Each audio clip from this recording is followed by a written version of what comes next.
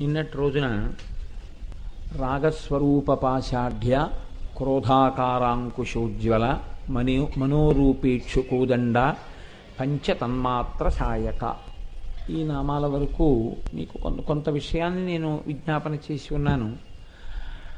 లలితా సహస్రనామ స్తోత్రం చదివేటప్పుడు ఒక జాగ్రత్త అవసరం అవుతుంది. కొన్ని 16 అక్షరాల నామాలు ఉంటాయి, కొన్ని 2 అక్షరాల నామాలు ఉంటాయి, కొన్ని 8 అక్షరాల నామాలు ఉంటాయి. వాటిని ఎక్కడా మధ్యలో విరవకూడదు. ఏవి 16 అక్షరాల నామమో తెలియాలి. తెలిసి అది చదివేటప్పుడు మధ్యలో ఆపడం కానీ మధ్యలో విరవడం కానీ చెయ్యకూడదు. అలా చేస్తే ఒక్కొక్కసారి ఏమవుతాయంటే కొన్ని నామాలకి అర్థం వ్యతిరేక అర్థం వచ్చేస్తుంది. అందుకని అలా సభాముఖంగా నేను దాన్ని వివరణ చేసి అలా తప్పర్థం ఎలా వస్తుందో చెప్పడం నా యొక్క ఆశయం కాదు. కానీ ఏ నామం ఎన్ని అక్షరాలతో ఉంటుంది, ఎక్కడ ఆపాలి అన్నది ఖచ్చితంగా తెలిసి చదివారనుకోండి, అది చదవడంలోనే మీకు తెలియకుండానే ఒక రకమైనటువంటి ఆనందం ఉద్భుతం అవుతుంది. అది చాలా ఆశ్చర్యకరంగా ఉంటుంది. అందుకే ఒక చిన్న ప్రయోగం ఒకటి చేస్తున్నాం. ఇత పూర్వం అలా ఉందో లేదో నాకు తెలియదు. ముద్రణ మా డాక్టర్ మూర్తి గారు ముందుకొచ్చి చాలా పెద్ద పరిశ్రమ ఒకటి చేస్తున్నారు ఇప్పుడు. ఆయన ఒక్కొక్క శ్లోకాన్ని ప్రింట్ వేసేటప్పుడు ఆ శ్లోకంలో శ్రీమాత అన్నప్పుడు కామా పెట్టి పైన 3 అంకేసి ఉంటుంది. అంటే 3 అక్షరాలతో నామం ఉంది, ఆపండి. శ్రీ మహారాజ్ఞి 5 ఉంటుంది. అంటే 5 అక్షరాల నామం అది. 5 అక్షరాల తర్వాత మీరు ఆగితే మంచిది అని. 16 వచ్చిందనుకోండి నామం ఉండి శ్లోకంలో 16 అని ఉంటుంది. ఈ శ్లోకంలో ఎన్ని నామాలు ఉన్నాయో కుడి చివర చూపిస్తారు. ఇలా చూపిస్తూ ఉండడం వల్ల ఏమవుతుందంటే మీకు చదవడం చాలా తేలికైపోతుంది. మీరు ఎవ్వరిని అడగక్కర్లేదు. ఆ శ్లోకం వంకి ఇలా చూడగానే ఇందులో ఇన్ని నామాలు ఉన్నాయి, ఇన్ని అక్షరాలతో ఈ నామం ఉంది, ఇన్ని అక్షరాలతో ఈ నామం ఉందని మీకు తెలిసిపోతుంది. ఆ పుస్తకాలు ముద్రణలో ఉన్నాయి. అవి వచ్చేస్తాయి, ఒక 2-3 రోజుల్లో వస్తాయి అనుకుంటాను. వస్తే ఒక ఆదివారం నాడు ప్రత్యేకం ఆ పుస్తకాలని ఎవరు ఉత్సాహవంతులు ఉంటారో వారందరికీ కూడా శౌచముతో ఉండాలి. ప్రత్యేకించి ఆడవాళ్ళు మాత్రం అది చదివేటప్పుడు అదొక్కటి గమనించండి. ఒకరోజు ఉదయం నేను అది ఏ తేదీ అన్నది నేను చెప్తాను. ఒక చక్కటి మంచి రోజు ఒకటి చూసుకుని ఆ రోజు ఈ పుస్తకాలందరికీ ఇచ్చి లలితా సహస్రనామ స్తోత్రం ఎలా చదవాలి అన్న దాని గురించి చెప్తాను. మీరు కూడా ఆ రోజు చక్కగా నాతో పాటు నేను చెప్తుంటే మీరు చదవచ్చు. అలా వీలైతే ఒక 2-3 రోజులు అప్పుడప్పుడు కూడా ఈ పరిశ్రమ జరుగుతుంది. దానివల్ల లలితా సహస్రనామ స్తోత్రాన్ని తప్పులు లేకుండా చదవగలిగినటువంటి ప్రజ్ఞని మీరు సంపాదించుకుంటారు. ఉత్తరోత్తర ఒక అత్యద్భుతమైనటువంటి కార్యక్రమము అందులోంచి ఊపిరి పోసుకుంటుంది. నాకు తెలిసి కాకినాడ పట్టణంలో, నాకు తెలిసి ఎందుకనంటే ఇంతకుముందు ఎవరైనా పెద్దలు చేశారేమో నాకు తెలియదు, ఒక అత్యద్భుతమైన కార్యక్రమం. అంతే చెప్తాను, అంతకన్నా వివరాలు చెప్పను. అప్పుడు చెప్తాను. ఒక అత్యద్భుతమైన కార్యక్రమం ఒకటి జరుగుతుంది. ఆ కార్యక్రమంలో సువాసిని అయినటువంటి ప్రతి స్త్రీ తన జీవితాన్ని పండించుకోగలిగినటువంటి రీతిలో ఆ కార్యక్రమం రూపకల్పన జరుగుతుంది. మీరు బెంగ పెట్టుకోక్కర్లేదు. అందరు సువాసినులకి అవకాశం ఇచ్చేటట్టుగా కార్యక్రమాన్ని రూపకల్పన చేస్తాం. కాబట్టి ఆ పుస్తకాలు వచ్చిన తర్వాత మీకు ఆ లలితా సహస్రనామ స్తోత్రాన్ని చక్కగా చదివేటటువంటి విధానం కూడా మీకు తెలియచేసే ప్రయత్నం చేస్తాం. అమ్మవారి అనుగ్రహంతో అది పరిపూర్ణమగుగాక. ఇప్పుడు మనం ఇవాళ అనుసంధానం చేయవలసినటువంటి నామం నిజారుణ ప్రభాపూర మధ్య బ్రహ్మాండ మండల. ఈ నామం చెప్పేటప్పుడు మధ్యలో ఆపకూడదు. ఎక్కడాను ఆపడం కానీ విరవడం కానీ చేయకూడదు. దాన్ని అలా కానీ చేస్తే దాని అర్థం వేరుగా వస్తుంది. నిజారుణ ప్రభాపూర మధ్య బ్రహ్మాండ మండలాయై నమః అంటే తన యొక్క అరుణ వర్ణముతో. ఇత పూర్వం చెప్పినప్పుడు ఉద్యద్భాను సహస్రాభ అన్న నామం చెప్పినప్పుడు ఏ కాంతి చెప్పలేదు. ఉదయిస్తున్న సూర్యుడి కాంతి, ఉదయిస్తున్న సూర్యుడి కాంతి ఎరుపు అని మీరు తెలుసు కాబట్టి దాన్ని అన్వయం చేశారు. ఇప్పుడు చెప్పేస్తున్నారు ఎప్పుడు అమ్మవారి 4 చేతులు, 4 చేతులలో ఉన్న ఆయుధాలు మీకు ముందు చూడగలిగితే మళ్ళీ ఇంకోసారి ఎరుపు కాంతి వస్తుంది. 2 ఎరుపు కాంతుల మధ్యలో అమ్మవారి 4 చేతులు, 4 ఆయుధాలు ఉన్నాయి. ఇది మీరు బాగా పట్టుకోవలసిన రహస్యం లలితా సహస్రంలో. ఇప్పుడు మీకు ఆ 4 చేతులలో ఉన్న ఆయుధాలు కనపడిన తరువాత మళ్ళీ ఎర్రకాంతి వస్తుంది. ఎటువంటి ఎర్రకాంతి? ఇప్పుడు ఆ కాంతి ఏదో దాపరికం లేదు, చెప్పేస్తున్నారు అది ఎరుపు కాంతి అని. ఎంతటి ఎరుపు కాంతిట అది? నిజారుణ ప్రభాపూర మజ్జద్బ్రహ్మాండ మండల. ఈ బ్రహ్మాండములన్నింటినీ కూడా ఆ ఎరుపు రంగు ముంచెత్తింది. ఆ ఎరుపు రంగులో మునిగిపోయి అటువంటి ఎరుపు రంగుతో తల్లి ఉన్నది. ఇప్పుడు మీరు ఒకటి ఆలోచించండి, అంతకుముందు చెప్పలేదు ఎరుపని, ఇప్పుడు చెప్తున్నారు ఎరుపని. చెప్పకపోయినా ధ్యానంలో తెలుసుకున్నారు ఎరుపని, ఇప్పుడు ధ్యానం చేయకపోయినా తెలుస్తోంది ఎరుపని. ఏమిటి తేడా? మళ్ళీ ఎందుకు చెప్పాలి ఎరుపు కాంతి? అయిపోయిందిగా, ఓసారి చెప్పారుగా, ఓసారి ఆ కాంతి అర్థమైంది కదా మనకి. ధ్యానం చెయ్యాలి, ఆ ఎరుపు కాంతి మన మీద పడుతున్నట్టుగా శ్రీసరణి అని శంకరాచార్యులు వారు చెప్పారు, విన్నారు. మళ్ళీ ఎందుకు వచ్చింది ఎరుపు అంటే ఇక్కడే లలితా సహస్రనామ స్తోత్ర వైభవం. మనిషి జీవయాత్రలో మలుపు తిరిగేటటువంటి స్థితి ఇక్కడే ఉంది. అందుకే దీన్ని చాలా జాగ్రత్తగా పట్టుకోవలసి ఉంటుంది. మీరు చూడండి, మీరు ఒక గమ్యానికి చేరుకునేటప్పుడు ఒక మలుపు ఒకటి తిరగవలసి ఉంటుంది. ఇక్కడి నుంచి బయలుదేరి అన్నవరం వెడుతున్నారనుకోండి, కత్తిపూడి దగ్గరికి వెళ్ళేటప్పటికి కత్తిపూడి నుంచి కుడి చేతి పక్కకి వెళ్ళిపోతే అన్నవరం వస్తుంది, ఎడం పక్కకి వెళ్ళిపోతే రాజమండ్రి వస్తుంది. ఎటూ ఒకటి తిరిగాను కదా అని వెళ్ళిపోయారు అనుకోండి, అన్నవరం ఎప్పటికీ వెళ్ళరు. మహా అయితే చెన్నై వరకు కూడా వెళ్ళిపోతారు తప్ప అన్నవరం మాత్రం రాదు. మీరు సరిగ్గా కుడి చేతి పక్కకి తిరిగారనుకోండి, అన్నవరం వెళ్ళిపోతారు. మలుపు తిరగడం అనేటటువంటిది చాలా చాలా ముఖ్యం. అందుకే మనకి ఒక మాట వాడుతుంటారు, ఆయన జీవితం ఒక మలుపు తిరిగిందండి అంటారు. ఆ మలుపు తిరగడం అన్నది ఎక్కడుంది అంటే ఇదిగో ఇక్కడుంది, ఈ కాంతిలో ఉంది. అసలు నిజంగా ఈ కాంతి ఏ కాంతి? దీన్ని పట్టుకున్న మహాపురుషులు ఉన్నారు. వాళ్ళు అత్యద్భుతమైనటువంటి స్థితిలో ధ్యానమగ్నులై వారు దర్శించారు ఆ కాంతిని. దర్శించి దీని ప్రయోజనం ఇది అని వారు అనుభవించారు. ఇది చెప్పకపోతే బిడ్డలకు అర్థం కాదని వాళ్ళు దాన్ని ఈ లోకానికి అందచేశారు. అది నిజారుణ ప్రభాపూర మజ్జద్బ్రహ్మాండ మండల. ఏమి ఈ ఎర్రకాంతి? నేను మీకు తేలికగా అర్థమైపోవడం కోసం నేను ఒక మాట చెప్తాను, మీరు కొంచెం జాగ్రత్తగా ముందు మీ లోపల ఒకసారి పరిశీలన చేయండి. నేనంటాను, ఒక వ్యక్తిలో ఉన్నటువంటి ప్రేమ అభివ్యక్తమైనప్పుడు దయగా మారినది. మీరు ఆలోచించండి ఈ మాట గురించి. నేను ఈ వాక్యం అన్నాను మీతోటి. ఒక వ్యక్తి లోపల ఉన్న దయ, ఒక వ్యక్తి లోపల ఉన్న ప్రేమ అభివ్యక్తమైనప్పుడు దయగా మారినది. నేను ఎందుకు మీకు వెంటనే దీనికి చెప్పేయట్లేదు అంటే, మీరు కొంచెం సేపు ఆలోచిస్తే ఆ ఆలోచనే ధ్యానం. ఆ ఆలోచన చేస్తేనే మీరు మలుపు తిరుగుతారు జీవితంలో. ఒక వ్యక్తి లోపల ఉన్న ప్రేమ అంటే దీనికి ఏం పెద్ద సిద్ధాంత వాక్యం ఏం కాదండి, చాలా తేలిగ్గా అర్థమయ్యేటట్టే నేను మాట్లాడానని అనుకుంటున్నాను. నేను ఇప్పుడు చూడండి, నేనున్నాను, నాలో ప్రేమ ఎప్పుడూ నిండి ఉంటుంది కొంతమంది మీద. కొంతమంది మీద అన్నమాట ఎందుకన్నానంటే, అంతమంది మీద అయితే నేను ఒక స్థాయి చేరిపోయిన వాడిని అవుతాను. అప్పుడు నాకు రాగద్వేషాలు లేనట్టు, అందరినీ ప్రేమిస్తే. కొంతమందిని అని ఎందుకన్నానంటే ఉన్న సత్యాన్ని చెప్పడానికి. నేను అంత స్థాయికి ఎదిగిపోయిన వాడిని ఏం కానప్పుడు ఆ ఉదాహరణ చెప్పకూడదు.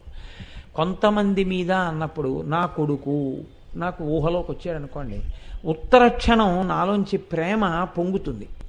నా కూతురు నాలో ప్రేమ పొంగుతుంది.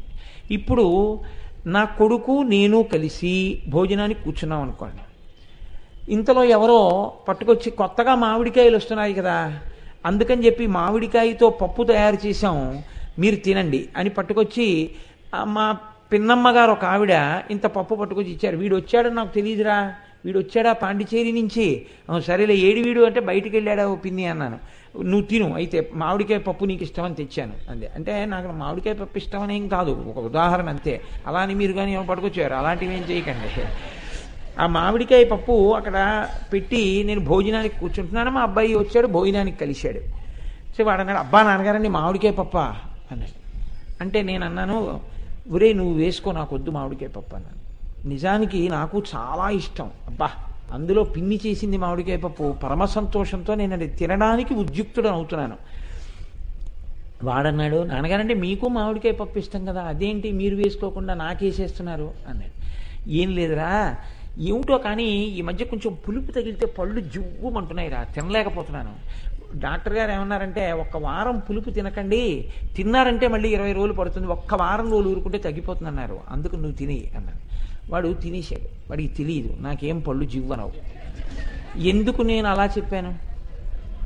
వాడు ఒక వారం రోజులు ఉండి మళ్ళీ హాస్టల్కి వెళ్ళిపోతాడు.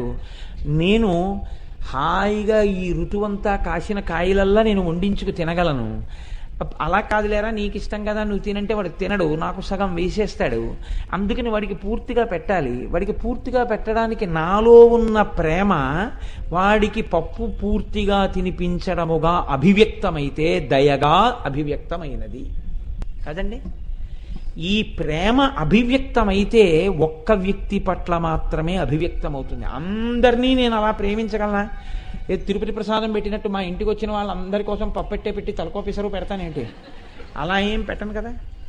కానీ అమ్మవారి యొక్క ప్రేమ ఎలా ఉంటుందంటేట, ఆ తల్లి ప్రేమ సమస్త బ్రహ్మాండములను ముంచెత్తుతుంది. ఎరుపు రంగుకి గుర్తు ఏమిటంటే అరుణాం కరుణా. మీరు ప్రార్థనా శ్లోకంలో చదువుతున్నారు కదా, అరుణాం కరుణాతరంగితాక్షీం ధృత పాశాంకుశ పుష్పబాణ చాపాం. ఆ తల్లి యొక్క ఎరుపు ఆ తల్లి యొక్క ప్రేమ. అమ్మ అంటే ప్రేమ, అమ్మ అంటే దయ. లోపల ఉన్న ప్రేమ పైకి అభివ్యక్తమైతే దయాగుణము. అమ్మ యొక్క ప్రేమ అభివ్యక్తమైతే దయగా. ఆ దయయందు లోకములన్నీ మునిగిపోతున్నాయి. ఎందుకు మునిగిపోతాయి అంటే ఆవిడ ఆబ్రహ్మకీట జనని. ఆవిడికి వీళ్ళకే నా ప్రేమ వీళ్ళకి నా ప్రేమ ఉండదని లేదు, అందరికీ తన ప్రేమను ఆవిడ పంచిపెట్టేస్తుంది. అది అమ్మ యొక్క గుణం. కడుపున పుట్టిన పిల్లల్లో ఒకడు బాగా చదువుకుంటున్నాడని, లేకపోతే ఒకడు వ్యాయామం చేస్తున్నాడని, లేకపోతే ఒకడు ఐఏఎస్ అవుతున్నాడని, ఒకడు బిఏ పాస్ అవ్వలేదని అమ్మ ఒకడికి అన్నం తక్కువ పెట్టి ఒకడికి అన్నం ఎక్కువ పెట్టరు. అందరికీ అన్నం పెడుతుంది. ఇంకా ఆ మాటకొస్తే ఎవడు అందరికన్నా బలహీనుడో, ఎవడు అందరికన్నా వృద్ధిలోకి రాలేదో వాడి మీద అమ్మ మమకారం ఎక్కువగా నిలబడిపోతుంది. అమ్మవారి యొక్క మమకారం కూడా అంతే. అందుకే ఆవిడలో ఉన్నటువంటి ప్రేమ వ్యక్తమైతే దయగా ఈ బ్రహ్మాండములనన్నిటినీ ముంచెత్తినది. ఇది ఎలా ముంచెత్తినది, దీని రూపమేమి అని అడిగారు. అంటే దీని రూపమేమి అంటే నా యందు నా పుత్రుడి పట్ల ప్రేమగా దయగా అభివ్యక్తమైతే మామిడికాయ పప్పు వాడికి పెట్టడంగా అభివ్యక్తమైంది కదండి. ఒక ఉదాహరణకి మీరు భావించండి, తేలిగ్గా అర్థమవుతుందని అలా అంటున్నాను. అమ్మవారి ప్రేమ అభివ్యక్తమైతే దయగా ఎలా అభివ్యక్తమైంది అని అడిగారు. దానికి ఉపనిషత్తు వేదం ఏమంటాయంటే సో కామయత బహుశ్యాం ప్రజాయేయేతి అంటే, ఒక్కడిగా ఉన్నటువంటి పరమాత్మ తానే బహుముఖంగా అవ్వాలి అని అనుకున్నాడు. అనేక రూపములు పొందాలి. మనం చూడండి, ఒక చిత్రమైన లక్షణం ఉంటుంది. కెమెరా అనేటటువంటిది పట్టుకుని ఒక ఆయన నించున్నాడు అనుకోండి, ఎంతటి ఆ స్థాయిలో ఉండవలసినటువంటి వాడైనా, ఎంత పెద్ద మనిషి అనిపించుకున్న వాడికైనా ఓ వెర్రి బుద్ధి పుడుతుంది. ఏదో పిల్లలు పెద్ద పెద్ద టోపీలు ఎట్టుకు తిరిగారనుకోండి తిరుపతిలో, అందరూ పెద్ద మనిషి అనుకున్న ఆయన ఏం చేస్తాడంటే పిల్లలు ఇద్దరి దగ్గర 2 పెద్ద టోపీలు ఇచ్చుకొని తనోటి పెట్టుకుని తన భార్య కోటి పెట్టి ఆవిడ భుజం మీద చెయ్యేసి ఇంతమందిలో ఫోటో తీయించుకుంటాడు. ఎందుకు వచ్చింది ఈ బుద్ధి నీకు? ఎందుకు నీకు ఆ పెద్ద టోపీ, మీ ఆవిడకో టోపీ పెట్టడం ఏంటి, ఫోటో తీయించుకోవడం ఏంటి అంటే, కెమెరా కనపడేటప్పటికీ ఫోటో తీయించుకోవాలన్న కోరిక పుట్టి తన వేషం కొత్తది పెట్టి ఫోటో తీయించినది అక్కడ ఎట్టుకు చూసుకుని విషమోయ్ అని మురిసిపోతుంటాడు. అలా ఈశ్వరుడికి కూడా శోకామయతి, లోపల నుంచి ఒక కోరిక పుట్టింది. ఏమని? ఇలా ఒక్కడిగా కాదు, నేనే అనేకమవుతాను, బహుశ్యాం ప్రజాయేయేతి, అనేకమవుతాను. ఈ కోరిక పుట్టినప్పుడు హింసించడానికి కాదు, తాను అనేకులుగా అవ్వాలనుకున్నాడు. ఇప్పుడు ఇదంతా ఎవరు? అమ్మవారే. సహస్రశీర్ష పురుష ఆ తల్లే. ఇప్పుడు అనేకమయ్యేటప్పుడు ఆయన అనుకోగానే అభివ్యక్తమైన ఆయన కోరికే రాగము అంటారు. అది ఎరుపుతో సంకేతిస్తారు. మార్పు ఏదైనా ఎరుపుతో సంకేతిస్తారు. ఒకడు అనేకమైతే అమ్మవారిగా అభివ్యక్తమైంది ఆ ఎరుపు రంగుగా.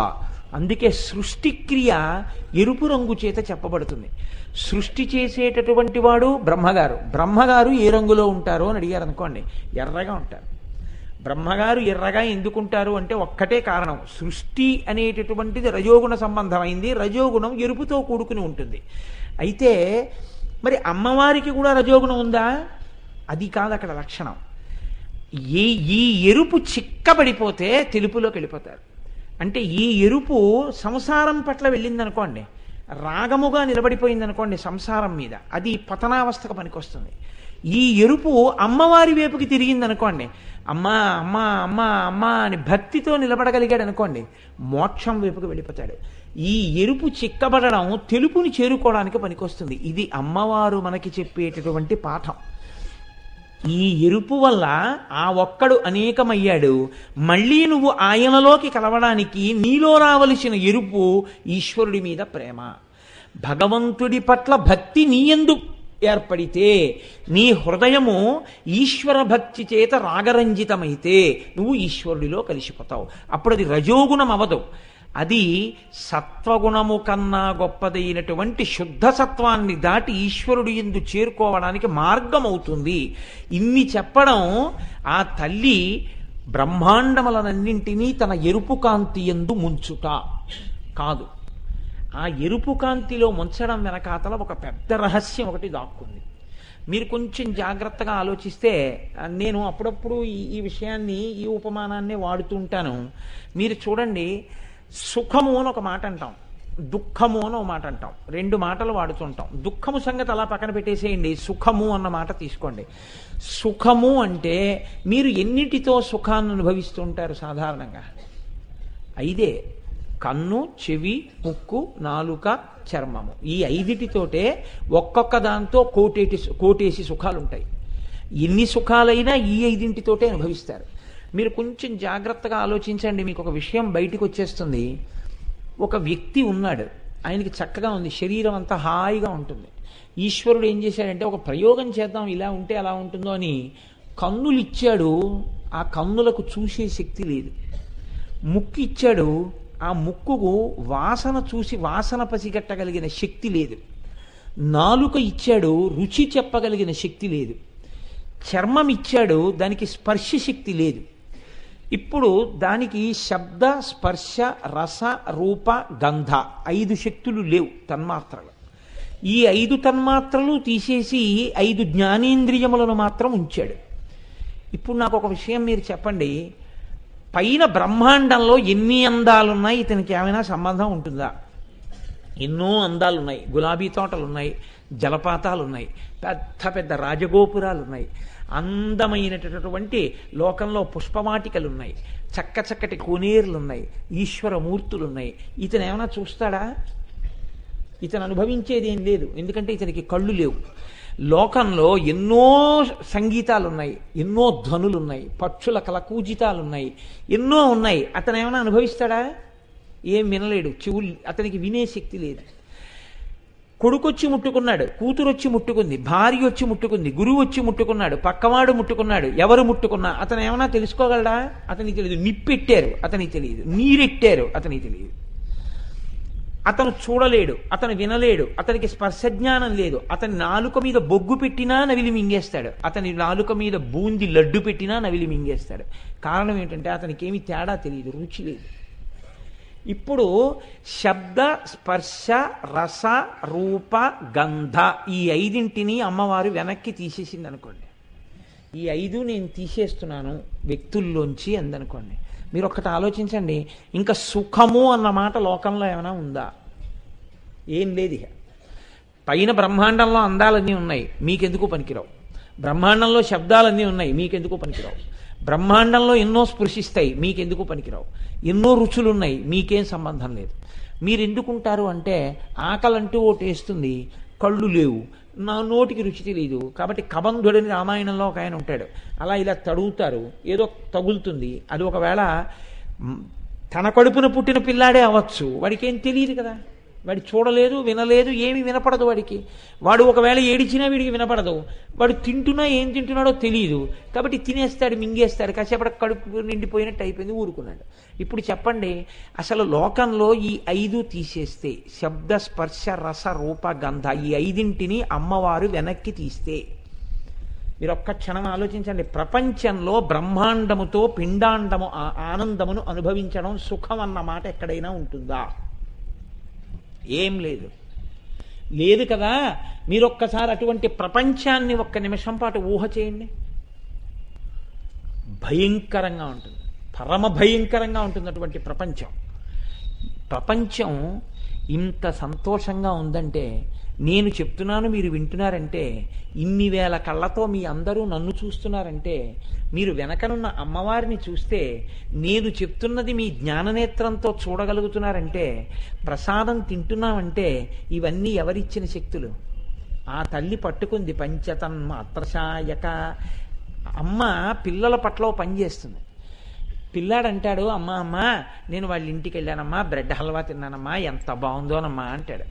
అమ్మ వెంటనే వాళ్ళకి ఫోన్ చేసి బ్రెడ్ హల్వా ఎలా చేశారండి అని కనుక్కుని బ్రెడ్ హల్వా చేసి కొడుక్కి పెట్టేసి తను వెళ్ళిపోదు. మీరు చూడండి, ఓ మాట అంటుంది, ఎలా ఉంది అంటుంది. చాలా బాగుందమ్మా అంటాడు. ఆ తర్వాత చాలా బాగుందా అంటే, చాలా బాగుందమ్మా అంటాడు. ఆంటీ చేసింది బాగుందా, నే చేసింది బాగుందా? ఆంటీ చేసింది బాగుంది అన్నాడు అనుకోండి. ఆంటీ చేసిన దాంట్లో ఏం బాగుందిరా అంటుంది. అంటే అమ్మ ఆంటీ చేసిన దాంట్లో యాలకకుండా కూడా వేసింది. వెంట ఉండొక్కసారి అని పళ్ళెల్లో తీసేస్తుంది. తీసేసి గబగబా 4 యాలక్కాయలు కొట్టేసి గుండ జల్లేసి తీసుకొచ్చి అక్కడ పెడుతుంది. ఇప్పుడు వాడు తినే, అమ్మ ఆంటీ చేసిన దానికన్నా ఇది చాలా బాగుందమ్మా, నువ్వే బాగా చేసావని అనుకోండి. అమ్మ గజారోహణం చేసినంత సంతోషపడిపోతుంది. ఇప్పుడు పెట్టేయడం ప్రధానమా, పిల్లాడు సంతోషించడం ప్రధానమా? అమ్మకి అనుభవించి పిల్లాడు సంతోషించడం అమ్మకి ప్రధానం. బ్రహ్మాండంలో అందాలు పెట్టి పిండాండం అనుభవించకుండా చేసేస్తే అమ్మతనానికి సంతోషం ఏమిటి? వీడు కృతజ్ఞుడై ఒక్కసారి నమస్కారం చేయకపోయినా అమ్మ మాత్రం పోన్లేరా, వాడిని అలా చూడని, వాడిని అలా తిని, వాడిని అలా అనుభవించని, వాడిని అలా సుఖపడని అంటుంది. ఇది అమ్మతనం. ఈ అమ్మతనానికి ఉన్న ప్రేమ రాగరంజితం. ఇది ఎరుపు. ఈ ఎరుపు బ్రహ్మాండములను ముంచెత్తుతోంది. ఈ శక్తి ఎంతటిదంటే అమ్మవారిది, ఆవిడ ఈ తన్మాత్రలతో పిండాండ బ్రహ్మాండ అనుసంధానం చేస్తుంటుంది ఎప్పుడు. ఇది శక్తి అంటే. అమ్మవారు అంటే ఎరుపు అంటే మీరు ఎప్పుడూ గుర్తుపెట్టుకోవలసింది ఆవిడ యొక్క శక్తి. ఈ శక్తి అన్నది ఎలా నడుస్తూ ఉంటుందో తెలుసా అండి? చాలా ఆశ్చర్యంగా మీకు నేను ఒక ఉదాహరణ చెప్తాను. నాకు ఆకలేసింది, నేనేం తినాలి? డైనింగ్ టేబుల్ తినేను కదా, లేకపోతే మా ఇంట్లో షెల్ఫ్ తినేను. కాబట్టి నేను ఇప్పుడు ఏం తినాలి? పృథివిలోంచి వచ్చింది తినాలి. పృథివిలోంచి వచ్చిన ఒక యాపిల్ పండు అక్కడ ఉంది. నేను ఇప్పుడు ఆ యాపిల్ పండు తినేశాను. ఇప్పుడు ఇందులో ఉన్నటువంటి పృథివికి అవసరం వస్తే బ్రహ్మాండంలో ఉన్నటువంటి పృథివిలోంచి వచ్చిన పృథివిని తినేసింది. తినేసిన తర్వాత ఇప్పుడు ఇందులోకి వెళ్ళిపోయిన యాపిల్ పండులో కొంత శేషం మిగిలిపోయింది. ఇప్పుడు దీన్ని ఎవరు పట్టుకుంటారు? ఎవరు పట్టుకోరు. ఆ పృథివిని, శేషాన్ని మరునాడు ఉదయం మళ్ళీ పృథివే పుచ్చుకుంటుంది. ఈ పిండాండానికి దాహం వేసింది, నీళ్లు కావాలి. ఎవరైనా సృష్టించిస్తారేమిటి? బ్రహ్మాండమే నీరివ్వాలి. బ్రహ్మాండంలో నీరు నేను పుచ్చుకున్నాను, ఇందులో మళ్ళీ కొంత నీరు మలినంతో ఉండిపోయింది. ఎవరు పుచ్చుకుంటారు? బ్రహ్మాండమే పుచ్చుకోవాలి. దీనికి ఊపిరి కావలసి వచ్చింది. వాయువు ఎవరిస్తారు? బ్రహ్మాండమే ఇస్తుంది. బ్రహ్మాండంలో వాయువు పిండాండం పుచ్చుకుంది, ఇందులో మళ్ళీ లోపలికి వెళ్ళిన వాయువు కలుషితం అయిపోయింది. ఇప్పుడు దీన్ని ఎవరు పుచ్చుకుంటారు? మళ్ళీ బ్రహ్మాండమే పుచ్చుకుంటుంది. దీనికి వేడి కావలసి వచ్చింది, వేడి బ్రహ్మాండంలోదే పుచ్చుకోవాలి. దీనికి వేడి ఎక్కువైపోయింది, ఎవరికి ఇచ్చేయాలి? బ్రహ్మాండానికే ఇచ్చేయాలి. ఇప్పుడు మీకు తెలియకుండా రేడియేషన్ అని ఒకటి ఉంటుంది. రేడియేషన్ అంటే చల్లగా ఉన్నప్పుడు వేడెక్కించుట, వేడిగా ఉన్నప్పుడు చల్లబరుచుట. మీరు చూడండి, శీతాకాలంలో మీరు అంటే పొగొస్తుంది. బయట చల్లగా ఉంటే లోపల ఉండవలసిన 98.4 ఫారిన్ హీట్ ఎంతో ఉందే అంత వేడిని ఉంచుతూ ఉంటుంది శరీరంలో. ఎవరు ఉంచుతున్నారు? నిప్పులు మనం మింగామా, మంట పక్కన కూర్చున్నామా? ఉంచుతున్న శక్తి ఒకటి ఉంది, అది ఉంచుతూ ఉంటుంది. వీడు పొద్దున్నుంచి రాత్రి వరకు, తెల్లారే వరకు ఏసీలోనే ఉన్నా శరీరంలో వేడి మాత్రం 2 పాయింట్లు కూడా తగ్గకుండా ఒక శక్తి చూస్తూ ఉంటుంది. ఏ శక్తి ఉన్నదో ఆ శక్తి సమన్వయం చేస్తోంది పిండాండ బ్రహ్మాండాల్ని. అందులో నీళ్ళు ఇందులోకి ఇందులో నీళ్ళు అందులోకి అందులో గాలి ఇందులోకి ఇందులో గాలి అందులోకి తిప్పుతుంటుంది. ఈ సమన్వయంలో మీరు గమనించండి ఒక విషయం, పృథివిని పుచ్చుకుని పృథివిని వదిలిపెట్టడంలో తేడా వచ్చిందనుకోండి, ఇందులో ఆకలి వేయట్లేదు కానీ తినాలి కదా, ఓ యాపిల్ పండు తిన్నాను వాంతి అయింది. సరే, ఉపన్యాసం చెప్పేసి వచ్చి డాక్టర్ గారి దగ్గరికి వెడదాం అనుకున్నాను, ప్రమాదం ఏం లేదు, కాస్త ఏదో వామో ఏదో తినేసి ఉపన్యాసం చెప్పేసి తర్వాత వెళ్ళచ్చు. కాదు, నీటిని పుచ్చుకుని నీటిని వదలడంలో తేడా వచ్చింది. ఇలా నీళ్లు తాగితే ఇలా వాంతి అయిపోతున్నాయి. ఇప్పుడు డీహైడ్రేషన్, ఉపన్యాసం చెప్పాక వెళ్ళడానికి వీల్లేదు, ముందు ట్యాబ్లెట్ వేసుకుని ఉపన్యాసానికి రావాలి, ఉపన్యాసం చెప్పచ్చేమో.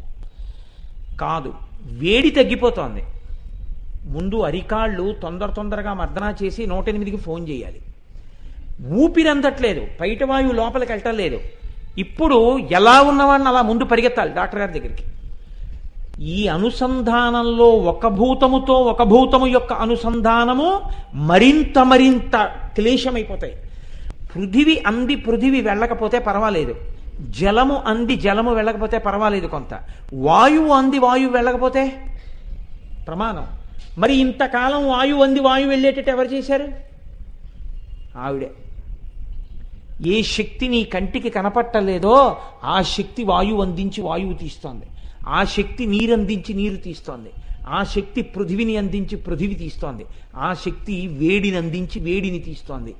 1 డిగ్రీ వేడి ఎక్కువైతే నీ కళ్ళు ఎర్రబడిపోయి పడుకుంటావు, 4 డిగ్రీలు తగ్గిపోతే నీ ఒంట్లో వేడి తగ్గిపోయి ప్రమాదానికి వెళ్ళిపోతావు. ఎవరుంచుతున్నారు ఎప్పుడు నీలో వేడిని? ఈ తల్లి ఎందుకు చేస్తోంది? నువ్వేం చేస్తున్నావని ఆవిడ నీకు చెయ్యాలి ఇవన్నీ. అమ్మ తాను చేసేటప్పుడు వీడు తనకి చేస్తాడని చెయ్యదు. మీరు ఒక్కటే జ్ఞాపకం పెట్టుకోండి, ప్రపంచం మొత్తం మీద అమ్మ ఒక్కతే ఒక మాట అంటుంది. తండ్రి కూడా, మీరు ఏమనుకోవద్దు, ఒక ఆలోచన ఉంటుంది, నా జీవితం వీడి దగ్గర వెళ్ళమారాలంటారు. కాబట్టి వీడిని ఇంత చదివిస్తున్నానంటే రేపు వీడు ప్రయోజకుడైతే నాకు కీర్తి, నాకు భద్రత అనుకుంటాడు. అమ్మ మాత్రం ఏమంటుందో తెలుసా అండి, వాడు రేపు ఏదో అయి తనకేదో ఇవ్వాలని కోరుకోదు. వాడికి ఏదైనా అనారోగ్యంగా ఉంటే ఆవిడంటుంది, నాన్న నా ఆయుర్దాయం నువ్వు పోసుకుని బతుకంటుంది. అంటే నీ ఆయుర్దాయం తీసి వాడికి ఇచ్చేస్తే నువ్వు వెళ్ళిపోతే పర్వాలేదంట. మరి వాడు రేపొద్దున నీ ఆయుర్దాయం పుచ్చుకుని వాడు పెద్దవాడైతే వాడు గొప్పవాడైతే నువ్వు చూడవా? నాకు అక్కర్లేదంట. మరి నీకేం కావాలి? వాడు అలా ఉంటే నాకు చాలు, నాకేం అక్కర్లేదంట. ఇది అమ్మతనం. అమ్మ కృతజ్ఞత కోరని వ్యక్తి ప్రపంచంలో ఎవరైనా ఉంటే అమ్మ ఒక్కతే. అందుకే ఒక మహాపురుషుడు ఏం చేశాడంటే, చనిపోతూ ఒక చీటీ రాసి పెట్టెలో పెట్టి, ఒరే నేను వెళ్ళిపోయిన తర్వాత మీరు దీన్ని చూడండి రా అన్నాడు. ఆయన చనిపోయిన తర్వాత చీటీ తీశారు. పిల్లలు మాట వినేవారు కాదు, తండ్రి మాట.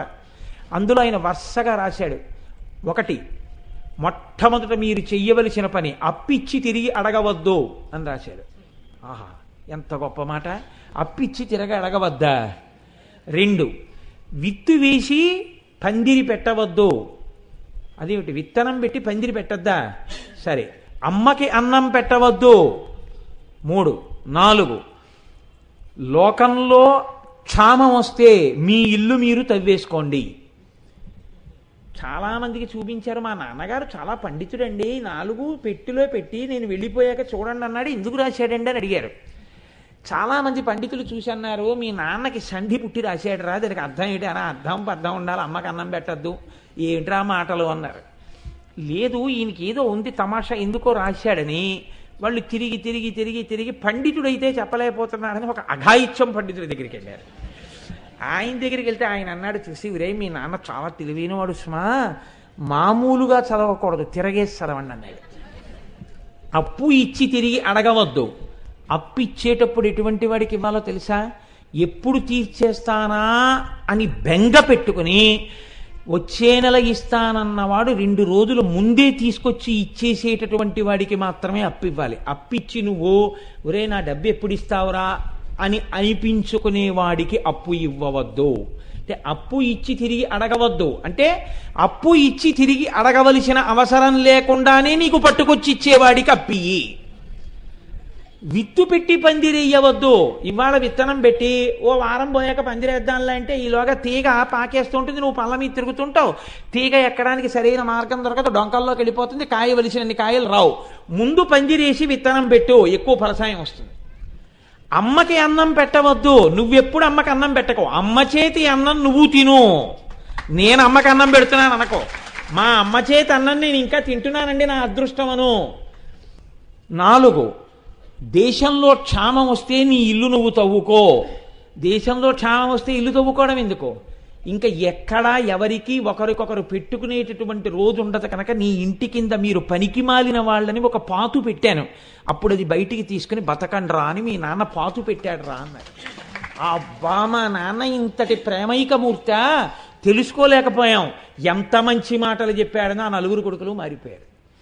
ఇప్పుడు తండ్రి చెప్పిన మాటల వెనక పరమార్థం ఎటువంటిదో, అమ్మవారు చేసేటటువంటి పంచతన్మాత్రల యొక్క సమన్వయమునందు, బ్రహ్మాండ పిండాండ సమన్వయమునందు, పంచతన్మాత్రలతో మనం అనుభవించేటటువంటి సుఖములకు అమ్మవారు మన దగ్గర నుంచి ఏం కోరుకుంటోంది?